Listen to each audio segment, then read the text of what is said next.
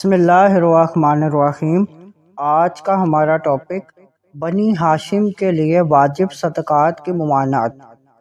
حضرت ربیعہ بن شیبان علیہ الرحمہ نے سیدنا امام حسن مجتبیٰ رضی اللہ تعالیٰ عنہ سے عرض کی، آپ کو سیدنا رسول اللہ صلی اللہ علیہ وسلم کی کون سی بات یاد ہے؟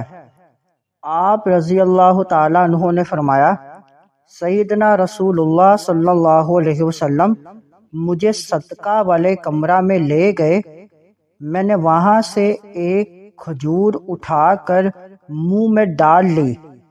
رسول اللہ صلی اللہ علیہ وسلم نے فرمایا، اس کھجور کو منہ سے نکال دو، اس لیے کہ رسول اللہ صلی اللہ علیہ وسلم اور آپ کے اہل بیت میں سے کسی کے لیے صدقہ حلال نہیں۔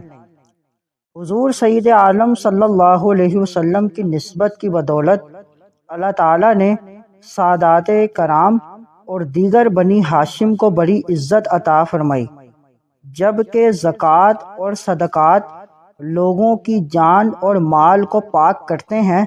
اسی وجہ سے احادیث مبارکہ میں صدقات کو لوگوں کی میل کچیل کہا گیا، لہذا بنی ہاشم کے لیے صدقات واجبہ جائز نہیں۔ بنی ہاشم سے حضرات علی، جعفر، عقیل، عباس علیہم الرضوان اور حارث بن عبد المطلب کی اولاد مراد ہے۔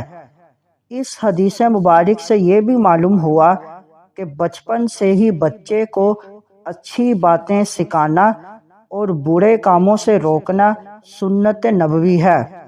چھوٹی عمر میں سیکھی ہوئی باتیں ذہن میں ایسے پختہ ہوتی ہیں جیسے پتھر پر لکیر۔ مزید معلومات کے لیے ہمارے چینل کو لائک اینڈ سبسکرائب کریں۔